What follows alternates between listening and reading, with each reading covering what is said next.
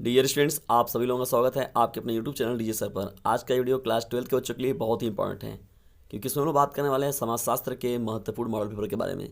तो वीडियो में अंत तक बने रहिएगा। जो प्रश्न है बहुत ही इंपॉर्टेंट है।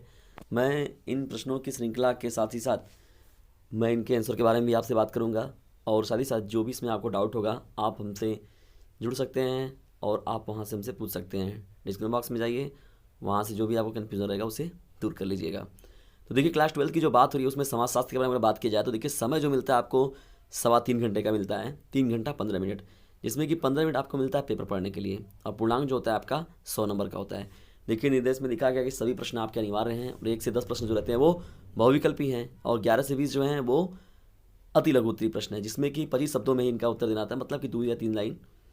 और 21 से 26 लघु उत्तरीय और 50 शब्दों में देना आता है इसका आंसर। और 27 से 29 जो होता है वो विस्तृत है, जिसमें कि 150 से 200 शब्दों में इसका आंसर लिखना होता है। तो इस तरीके से हमारा 100 नंबर का जो पूर्णांक होता है वो कवर होता है। देखिए, आपके मॉडल पेपर जो होंगे बहुत ही ज़्यादा आपके लिए हेल्पफुल साबित होंगे, आपके बोर्ड एग्जामिनेशन के लिए, साथ ही साथ आपके प्री बोर्ड एग्जामिनेशन के लिए। तो प्री बोर्ड एग्जामिनेशन को भी आपने बोर्ड एग्जामिनेशन की तरह समझिए, क्योंकि देखिए वो बाद में एग्ज़ाम होगा या नहीं होगा इससे तो बहुत ज़्यादा हम लोग असमंजस में सभी बच्चे पड़े रहते हैं, लेकिन प्री बोर्ड एग्जामिनेशन तो आपको जरूर कराया जाएगा, क्योंकि उसी की बेस पर आपका रिजल्ट बनता है।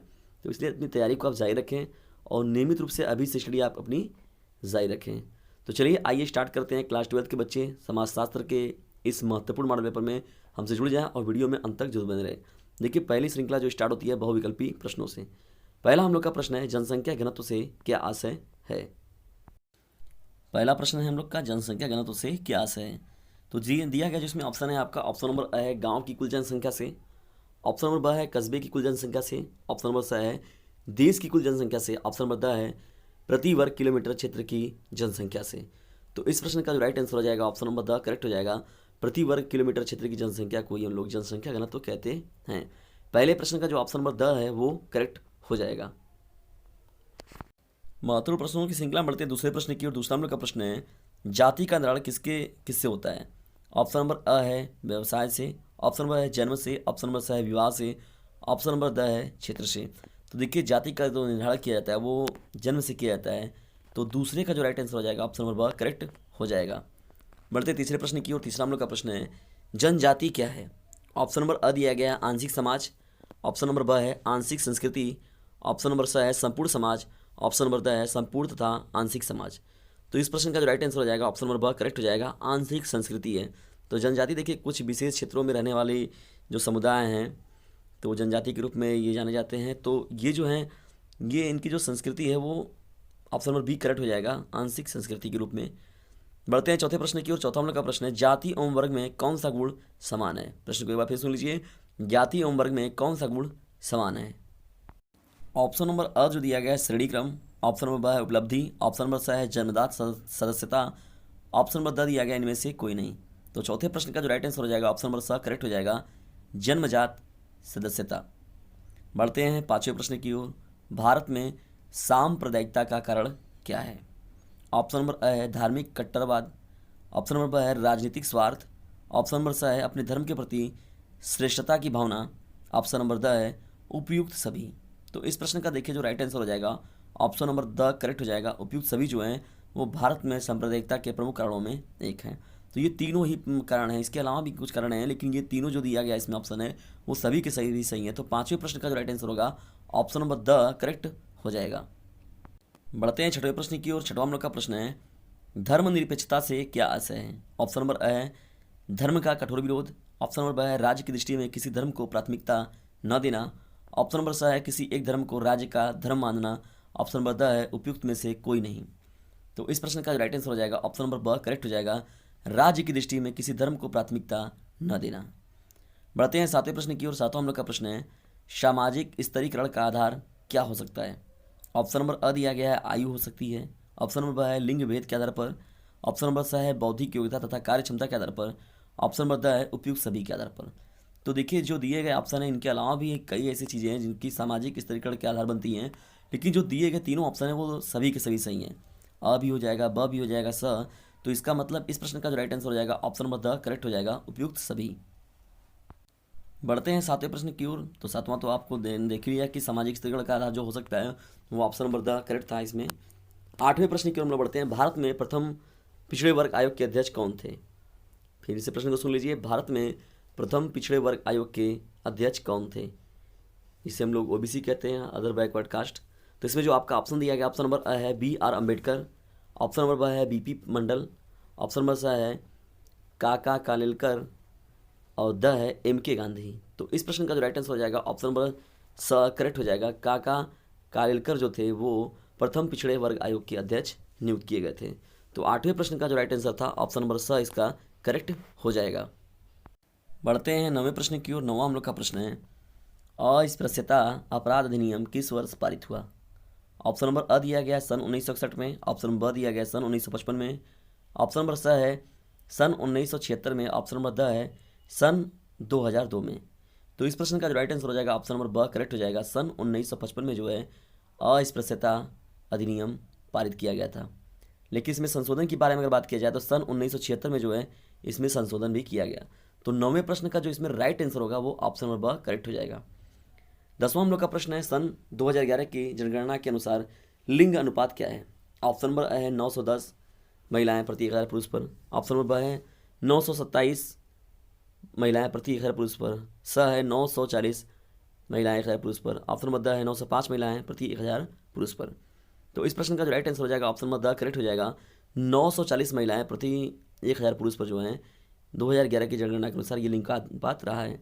जबकि अगर एग्जैक्ट बारे में अगर बात किया जाए तो देखिए 943 महिलाएं प्रति 1000 पुरुष पर हैं भारतवर्ष के बारे में बात किया जा रहा है।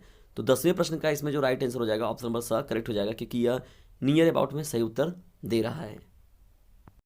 डियर स्टूडेंट्स, महत्वपूर्ण प्रश्नों की श्रृंखला में आगे बढ़ने से पहले यदि वीडियो पसंद आ रहा है तो इसे लाइक करें, शेयर करें और चैनल पर नहीं तो सब्सक्राइब करना बिल्कुल भी ना भूलें। और साथ ही साथ हमारे व्हाट्सएप ग्रुप नंबर को भी जरूर सेव कर लें। मेरा व्हाट्सएप ग्रुप नंबर है 950 690 285। एक बार फिर सुन लीजिए, मेरा व्हाट्सएप ग्रुप नंबर है 950 690 285। आप इससे जुड़ें तो आपको नियमित रूप से जो भी आपको नोटिफिकेशन रहेगा चैनल पर मिलता रहेगा, और साथ ही साथ जो भी मोस्ट इंपॉर्टेंट डिस्कशन रहेगा वो जिससे आप लाभान्वित हो सकेंगे और अपने बॉडी जनरेशन में अपना बेहतर दे सकेंगे। तो आइए हम लोग स्टार्ट करते हैं अपने सेशन को, आगे लेके बढ़ते हैं इस मॉडल पेपर की श्रृंखला को जो सोशोलॉजी का आप लोग का चल रहा है, समाजशास्त्र का। तो अति लघु उत्तरी प्रश्नों की श्रृंखला में बारे में बढ़ते हैं। देखिए 20 से 25 शब्दों में इसका आंसर जो देना होता है आपका बहुत ही छोटा होता है और सटीक होता है और आपको एग्जैक्ट नंबर देकर चला जाता है। तो अति लघु उत्तरी में हम लोग का पहला प्रश्न जो है यह 11वां प्रश्न है, सांस्कृतिक विविधता से क्या आशय है? इंपॉर्टेंट प्रश्न रहेगा आपके एग्जाम के दृष्टिकोण से भी। 11वां प्रश्न है, सांस्कृतिक विविधता से क्या आशय है? देखिए बात हो रही है सांस्कृतिक विविधता की बात हो रही है। तो ये सांस्कृतिक विविधता तात्पर्य अगर बात करें हम लोग यहाँ पर, तो यहाँ पर देखिए हमारे भारतवर्ष की बात अगर होगी जो यहाँ अनेक प्रकार के देखिए सामाजिक समूह एवं समुदाय निवास करते हैं। यह समुदाय सांस्कृतिक चिन्हों जैसे भाषा के आधार पर हो गए, धर्म के आधार पर हो गए, पंथ के आधार पर हो गए, प्रजाति या जाति द्वारा परिभाषित किए जाते हैं। तो इन्हीं को मुख्य रूप से हम लोग कहते हैं सांस्कृतिक विविधता, यानी जहाँ पर अनेक प्रकार के समुदाय के लोग, धर्म के लोग, अनेक प्रकार की विविधता जहाँ पर देखने को मिलती है। तो जिस संस्कृति में अनेक प्रकार के, अनेक धर्मों की, अनेक चीज़ों की संस्कृति की विविधता जब हमको मिलती है तो उसी को हम लोग सांस्कृतिक विविधता कहते हैं। बढ़ते हैं 12वें प्रश्न की ओर। 12वां हम लोग का प्रश्न है, समाज के वंचित वर्ग या समूह से क्या आशय है? बहुत ही महत्वपूर्ण प्रश्न है 12वां प्रश्न, समाज के वंचित वर्ग या समूह से क्या आशय है?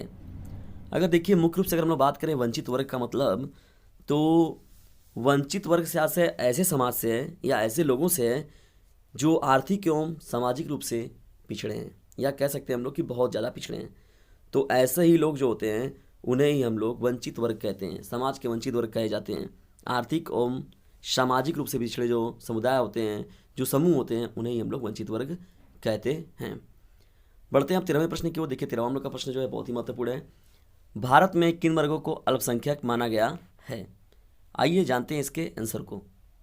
देखिए बात हो रही है अल्पसंख्यक की, तो देखिए इसके बारे में अगर बात किया जाए तो सबसे पहले सन 1992 में ये बात किया गया था। तो सन 1992 के राष्ट्रीय अल्पसंख्यक आयोग अधिनियम जब बनाया गया था कि जो धारा के तहत देखिए 23 अक्टूबर 1993 को सरकार द्वारा जारी अधिसूचना में 5 समुदायों, जिसमें मुख्य रूप से शामिल किया गया था मुस्लिम समुदाय को, सिख को, ईसाई को, पारसी तथा बौद्ध को अल्पसंख्यक समुदाय के रूप में मान्यता दी गई थी। तो देखिए मुख्य रूप से जो है अल्पसंख्यक का माना किन वर्गों को माना जाता है? तो मुख्य रूप से देखिए इसमें 5 समुदायों या वर्गों को शामिल किया गया, जिसमें मुस्लिम वर्ग है, सिख वर्ग है, ईसाई वर्ग है, पारसी तथा बौद्ध वर्ग है। और इन्हें मुख्य रूप से देखिए 1992 के राष्ट्रीय अल्पसंख्यक आयोग के तहत जोड़ा गया। प्रश्नों की श्रृंखला में बढ़ते हैं हम लोग 14वें प्रश्न की ओर। 14वां का प्रश्न जो है बहुत ही मोस्ट इंपॉर्टेंट है। रक्त संबंधी नातेदारी से क्या आशय है? तो चलिए आइए जान लेते हैं रक्त संबंधी नातेदारी। देखिए अगर बात करें हम लोग रक्त संबंधी नातेदारी के बारे में, तो इनमें वे लोग मुख्य रूप से आते हैं जो समान रक्त के कारण एक दूसरे से संबंधित होते हैं। ठीक है, उदाहरण के लिए अगर बात किया जाए तो माता पिता और उनके बच्चे अथवा भाई बहन समाज रक्त से संबंधित होने के कारण रक्त संबंधी नातेदारी होते हैं। जो पति संस्कार के द्वारा उसे धनुष बाण में भेंट करता है तो उसे जन्म लेने वाले बच्चे का पिता माना जाता है। तो मुख्य रूप से अगर देखिए बात करें हम लोग, देखिए जन्म रक्त संबंधी नातेदारी के रूप में, तो रक्त का संबंध मतलब मिले कि समान रक्त संबंध के रूप में बारे में बात हो रही है। समान रक्त के कारण एक दूसरे से संबंधित होते हैं। ठीक है, उदाहरण के लिए बात किया जाए तो माता पिता और उनके बच्चे अथवा भाई बहन समान रक्त से संबंधित होने के कारण रक्त संबंधी नातेदारी को व्यक्त करते हैं। आइए देखते हैं हम लोग महत्वपूर्ण प्रश्नों की सीरीज में आगे बढ़ते हैं और देखते हैं प्रश्न संख्या 15 को। 15वां हम लोग का प्रश्न है जन्म दर का क्या अर्थ है? प्रश्न को एक बार फिर सुन लीजिए। 15वां प्रश्न हम लोग का है जन्म दर का क्या अर्थ है? देखिए बात हो रही है इसमें प्रजनन दर की। ठीक है, तो प्रजनन दर की क्या परिभाषा है, चलिए आइए जान लेते हैं। प्रजनन दर का क्या अर्थ है, इसके बारे में जानना बहुत ही जरूरी है। प्रति 1000 महिलाओं पर जन्मों की औसत संख्या को प्रजनन दर कहते हैं। मुख्य रूप से अगर बात किया जाए कि प्रजनन दर क्या होता है, तो प्रति 1000 महिलाओं पर जन्म जितने भी जन्म होते हैं, जन्मों की जो औसत संख्या होती है उसे ही हम लोग प्रजनन दर कहते हैं। बस इतना आप लिख दीजिए, यह आपके लिए बहुत ही पर्याप्त है। बढ़ते हैं 16वें प्रश्न की ओर। 16वां हम लोग का प्रश्न है क्षेत्रवाद का क्या अर्थ है? प्रश्न को एक बार फिर सुन लीजिए। 16वां प्रश्न हम लोग का है क्षेत्रवाद का क्या अर्थ है? तो देखिए इसका जो आंसर हो जाएगा, क्षेत्रवाद से अभिप्राय किसी ऐसे देश के उस छोटे से क्षेत्र से है जो आर्थिक, सामाजिक आदि कारणों से अपने पृथक अस्तित्व के लिए जाने जाते हैं। अपने क्षेत्र या भूगोल के प्रति अधिक प्रयत्न, आर्थिक, सामाजिक व राजनीतिक अधिकारों की चाह की भावना को क्षेत्रवाद के नाम से जाना जाता है। तो ये मुख्य रूप से देखिए क्षेत्रवाद की परिभाषा हो जाएगी आपकी। तो क्षेत्रवाद जो होता है ये एक छोटे से भाग की बात हो रही है, जहाँ पर आर्थिक, सामाजिक आदि कारणों से वो लोग क्या करते हैं, अपनी एक पहचान बनाते हैं, अपनी एक अस्तित्व लाते हैं। तो वो क्या होता है, एक जगह को, एक समुदाय को घेरते हैं, तो उसे ही हम लोग कहते हैं क्षेत्रवाद। बढ़ते हैं 17वें प्रश्न की ओर। 17वां हम लोग का प्रश्न है पैंडेमिक से क्या आशय है? 18वां हम लोग का प्रश्न है जनसंख्या विस्फोट से क्या आशय है? देखिए 18वां प्रश्न हम लोग का है जनसंख्या विस्फोट से क्या आशय है? तो साधारण शब्दों में अगर हम लोग बात करें जनसंख्या विस्फोट के बारे में, अगर देखिए तो जनसंख्या की जो वृद्धि इतनी तेजी से बड़े पैमाने पर जो हो रही है, तो इसे ही हम लोग देखिए क्या कहते हैं, जनसंख्या विस्फोट कहते हैं। जब किसी देश की जनसंख्या की मृत्यु दर में कमी हो जाती है, बाल मृत्यु दर में कमी होती है, लेकिन जन्म दर और जीवन प्रत्याशा में वृद्धि होती है, तो इन सबके संयुक्त प्रभाव के कारण जो जनसंख्या में बहुत तेज़ी से हुई वृद्धि होती है, तो इस स्थिति को ही हम लोग जनसंख्या विस्फोट कहते हैं। तो देखिए जनसंख्या विस्फोट का मतलब क्या होता है, मृत्यु दर में कमी और जन्म दर में बड़े पैमाने पर वृद्धि। तो यही जो होता है जिसकी वजह से क्या होता है, जनसंख्या बहुत तेज़ी से ग्रोथ करती है। ठीक है, जो जनसंख्या विस्फोट का कारण बनती है या जनसंख्या विस्फोट जैसे चीज़ों को जन्म देती है। बढ़ते हैं 19वें प्रश्न की ओर। 19वां हम लोग का प्रश्न है प्रजाति क्या है? इंपॉर्टेंट प्रश्न है आपके एग्जाम के दृष्टिकोण से। 19वां प्रश्न अति लघु का, प्रजाति क्या है? अगर देखिए प्रजाति के बारे में बात किया जाए तो मानव जाति की जो विभिन्न प्रकार की विभिन्न नस्लें होती हैं, उन्हें ही हम लोग मुख्य रूप से प्रजाति के नाम से जानते हैं। ठीक है, प्रजाति के बारे में अगर पूछा जाए आपसे सीधा सीधा, तो आप अगर अति लघु में लिखते हैं इतना कि मानव जाति की विभिन्न नस्लें ही प्रजाति कहलाती हैं, तो इतना आपके लिए पर्याप्त होगा। बढ़ते हैं 20वें प्रश्न की ओर। अंतर विवाह को समझाइए। महत्वपूर्ण प्रश्न है आपके एग्जाम के दृष्टिकोण से। 20वां प्रश्न है अंतर विवाह को समझाइए। देखिए बात हो रही है इसमें अंतर विवाह की। अंतर विवाह के अनुसार एक विशिष्ट वर्ग के व्यक्तियों को उसी वर्ग के अंदर रहने वाले व्यक्तियों में से ही वधू को चुनना पड़ता है। वे उस वर्ग से बाहर के किसी व्यक्ति के साथ विवाह नहीं कर सकते। सामान्य रूप से इस शताब्दी के आरंभ तक प्रत्येक हिंदू को अपनी जाति के भीतर किंतु गोत्र से बाहर विवाह करना पड़ता था, जिसे हम लोग अंतर्विवाह कहते हैं। तो अंतर्विवाह का मतलब मुख्य रूप से होता है कि उसी विशिष्ट वर्ग का व्यक्ति है और विशिष्ट वर्ग की अगर स्त्री है तो उन लोगों का जो पारस्परिक जो विवाह कराया जाता है तो उसी को हम लोग बोलते हैं अंतर्विवाह। तो देखिए 11 से 20 ये आपके क्या थे, अति लघु उत्तरी प्रश्न। अब हम लोग स्टार्ट करते हैं अपने लघु उत्तरी प्रश्नों की सीरीज को। तो अब यहाँ से जो थोड़ा आंसर होगा, जो इसको थोड़ा डिटेल बताना तो पॉसिबल नहीं है, क्योंकि सेशन हम लोग का बहुत लंबा हो जाएगा और आपको उतनी चीज़ें से तैयार नहीं हो पाएंगे। अगर आपको इन प्रश्नों में डाउट होता है, कोई प्रश्न आपको प्रॉब्लम करते हैं तो पूछिएगा, मैं इसका आंसर जो होगा आपको धीरे धीरे अवेलेबल करा दूंगा। और वैसे ही मैं इन प्रश्नों का आपको धीरे धीरे जो आंसर होगा वो PDF के साथ मैं आपको प्रोवाइड कराऊंगा। बढ़ते हैं लघु उत्तरी प्रश्नों की सीरीज में 21वें प्रश्न की ओर। देखिए 21वां हम लोग का प्रश्न है मॉडल पेपर का, सामाजिक अपवर्जन या बहिष्कार का क्या अर्थ है। महत्वपूर्ण प्रश्न है 21वां प्रश्न, सामाजिक अपवर्जन या बहिष्कार का क्या अर्थ है। देखिए ठंडी के मौसम आ चुके हैं और जो ठंडी है बहुत बड़े पैमाने पर इस समय अपना विकराल रूप पकड़ भी ली है और बहुत तेज़ी से ठंडी बढ़ रही है। तो ठंडी में अपने स्वास्थ्य का ध्यान रखें, आप लोग ठंडी में बचा कर रहे हैं, लेकिन इसका सदुपयोग करें। जो समय है, छुट्टियाँ मिलेंगी आपको ज़्यादा ज़्यादा, तो घर पर स्टडी पर आप ज़्यादा समय दें, क्योंकि और यही वो समय होता है जिस समय आपको नींद भी बहुत ज़्यादा लगता है। आपको 2 या 3 महीने का ये समय ऐसा निकलेगा कि आपको पता भी नहीं चलेगा और पता चला कि आपका एग्ज़ाम आ गया। तो इसलिए इस मौसम जो है या इस ठंड में भरपूर आप उसका यूज़ करें और बड़े पैमाने पर घर पर अध्ययन करें। बढ़ते हैं हम लोग 22वें प्रश्न की ओर। देखिए 22वां हम लोग का प्रश्न है, भारत में महिलाओं की प्रमुख समस्याओं की विवेचना कीजिए। 22वां हम लोग का प्रश्न है, भारत में महिलाओं की प्रमुख समस्याओं की विवेचना कीजिए। 23वां हम लोग का प्रश्न है, सूचना का अधिकार अधिनियम RTI कब पारित हुआ और इसका क्या तात्पर्य है। बहुत ही इंपॉर्टेंट प्रश्न है, सूचना का अधिकार अधिनियम।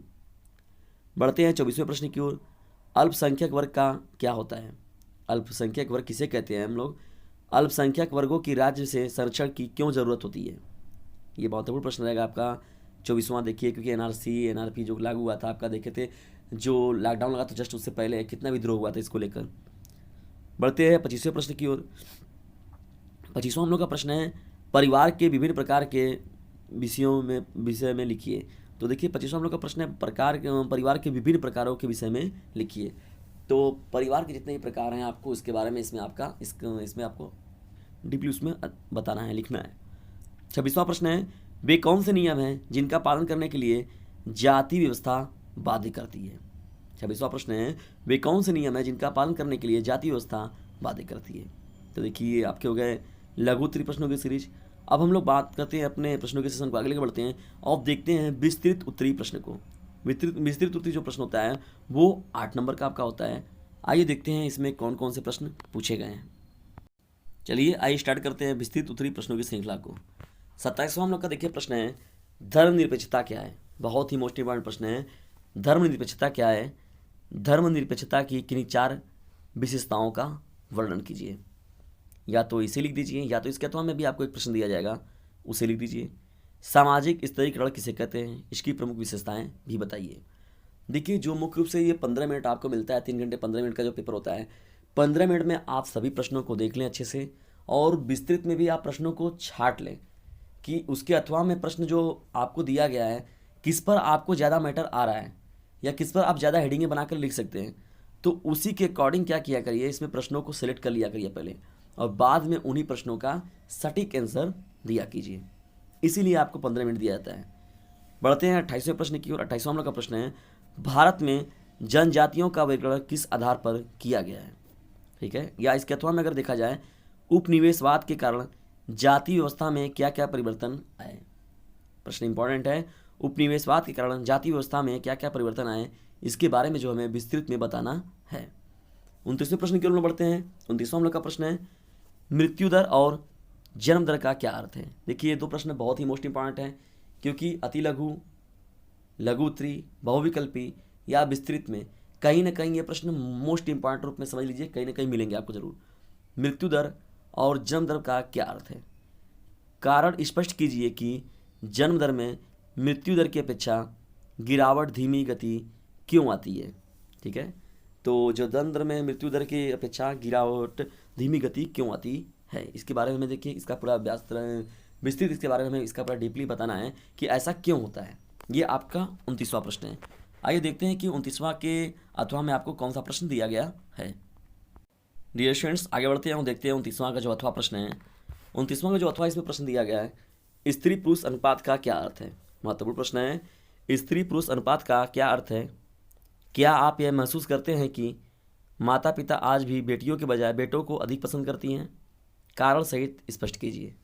प्रश्न महत्वपूर्ण है आपके एग्जाम के दृष्टिकोण से। स्त्री पुरुष अनुपात का क्या अर्थ है। क्या आप यह महसूस करते हैं कि माता पिता आज भी बेटियों के बजाय बेटों को अधिक पसंद करते हैं। कारण सहित इसे स्पष्ट करना है। तो ये 29वां का अथवा में प्रश्न हो जाएगा। तो इस तरीके से देखिए समाजशास्त्र कक्षा 12 के मोस्ट इंपॉर्टेंट मॉडल पेपर की यह श्रृंखला रही है। मैंने इसमें जो आपके लिए बहुविकल्पी प्रश्न थे, जो आपके लिए अति लघु उत्तरीय प्रश्न थे, मैंने उनका आपके साथ डिस्कशन भी किया उनका आंसर का। लेकिन जो बड़े लेंदी प्रश्न होंगे, उनके जो लेंदी आंसर होंगे, तो उनके बारे में तो कर पाना इस छोटे से वीडियोज़ में पॉसिबल नहीं है। और मैं PDF के साथ, लेकिन मैं इसको अवेलेबल करा दूंगा आपको। जो प्रश्नों का आपको डाउट होगा आप कमेंट बॉक्स में ज़रूर पूछें और उन प्रश्नों का नंबर लिख दीजिए कि हाँ इस नंबर प्रश्न में प्रॉब्लम है सर, या आप इस पेपर का पूरा सॉल्यूशन करा दीजिए, तो मैं पूरा पेपर का आप सॉल्यूशन करा दूंगा आपको। और इस मॉडल पेपर को आप हल्के में ना लीजिए। और उसके साथ ही साथ मैंने मॉडल पेपर और भी बनाए हैं नागरिक शास्त्र के, उसे ज़रूर जाकर देखें। और जो आपके अदर सब्जेक्ट हैं, जैसे कि आपके हिंदी हो गए, साहित्यिक हिंदी हो गई, अर्थशास्त्र हो गए, जो भी सब्जेक्ट है उनके मॉडल पेपर को भी ज़रूर देखिए, क्योंकि मैंने उन पर भी वीडियोज़ बना रहे हैं। और जल्दी मैं आपको इंग्लिश और जो आपके अदर सब्जेक्ट हैं, गणित वगैरह, या और भी जो आपके आर्ट साइड के जो सब्जेक्ट हैं उन पर मैं वीडियोज़ बनाऊंगा। भूगोल वगैरह के भी देखिए मैं जल्दी डिस्कशन करने वाला हूं। अभी प्रश्नों की सीरीज़ को, मैं महत्वपूर्ण प्रश्नों की सीरीज़ को इकट्ठा कर रहा हूं और थोड़ा सा बनाया जा रहा है। वो जैसे ही आपका तैयार हो जाता है तो मैं उन पर पूरा आपके साथ उस मॉडल पेपर के साथ उपस्थित होऊंगा और पूरा का पूरा उसके साथ आपका डिस्कशन करूँगा। और लेकिन हाँ, एक चीज़ आप याद रखिए कि आपने स्टडी को नियमित रूप से जारी रखें, क्योंकि अभी नहीं तो कभी नहीं। इसलिए अपनी स्टडी को आप जारी रखें और एक सुरक्षित भविष्य को अपने लिए रखें और एक बेहतर परसेंटेज पाने का प्रयास करें कि एकदम अच्छे से पाएँ, कम से कम 80 क्रॉस तो करें ही। और मैं तो यही उम्मीद करूँगा कि आप 90 क्रॉस करें या टॉपरों की लिस्ट में आप पहुँचें। और उसके लिए जितना प्रयास मेरी तरफ से करते बनेगा मैं उतना करूँगा। और इसी प्रयास को और सार्थक करने के लिए मैं देखिए अपना ग्रुप भी बनाया हुआ है। मेरा व्हाट्सएप ग्रुप नंबर है 950 690 285। इस ग्रुप को आप ज्वाइन करिए। कुछ चीज़ें आपकी वहाँ से भी क्लियर होंगी। और जो कई ज़िलों के बच्चे होंगे वहाँ पर अपने पेपर का जो प्री बोर्ड का पेपर होगा या आपका जो भी अर्धवार्षिक का पेपर होगा, तो उनके साथ देखिए पेपरों का भी डिस्कशन होता रहता है। तो वो पता चलेगा लोगों को, यानी हर जिला का देखा जाएगा कि कौन से ज़िले में किस प्रकार से प्रश्न जो है पूछे जा रहे हैं या कैसे कहाँ पर क्या शेड्यूल बनाया जा रहा है एग्ज़ाम का। तो ये जो एक बनाया जाएगा पैटर्न, ये जो व्यवस्थाएं बनाई जाएंगी, ये कितनी ज़्यादा इंपॉर्टेंस रखती हैं आप इसको समझ सकते हैं। तो इसलिए ग्रुप को ज्वाइन ज़रूर करें। और साथ ही साथ यदि वीडियो पसंद आता है तो इसे लाइक करें, शेयर करें और चैनल पर नहीं तो सब्सक्राइब करना बिल्कुल भी ना भूलें। देखिए लाइक करते हैं तो कोई उससे विशेष आमदनी नहीं होती, लेकिन लाइक करते हैं तो उससे एक मनोबल मिलता है, एक प्रेरणा मिलती है, क्योंकि आप हम लोग के प्रेरणा के रूप में कार्य करते हैं, प्रेरणा स्रोत हैं आप, कि हाँ हमारी चीज़ें आपको पसंद आ रही हैं। और दूसरी बात कि सब्सक्राइब अगर कर रहे हैं आप तो मोस्ट इंपॉर्टेंट नोटिफिकेशन आप तक पहुंचेगा। आप उस वीडियोज़ को आसानी से अपने पास देखेंगे, तुरंत शीघ्र ही आपके पास वो पहुंच जाएगा तुरंत जब सब्सक्रिप्शन आप ले लेते हैं या सब्सक्राइब जब कर लेते हैं चैनल को। तो और तीसरी चीज़ होगी शेयर। तो देखिए शेयर, आप स्टडी करने वाले हैं तो स्टडी वाले बच्चे हैं तो स्टडी को ही शेयर करें। तो अगर करते हैं तो ये देखिए थोड़ा सा है हमारे लिए, तो आप हमारे पक्ष में इतना कार्य कर सकते हैं कि आप इस वीडियो को शेयर कर सकते हैं। और साथ ही साथ अपने स्वास्थ्य का ध्यान रखते हुए नियमित रूप से अपनी स्टडी को जारी रखें। वीडियो को अंत तक देखने के लिए आप सभी लोगों का हृदय गहराइयों से विनम्रतापूर्वक धन्यवाद।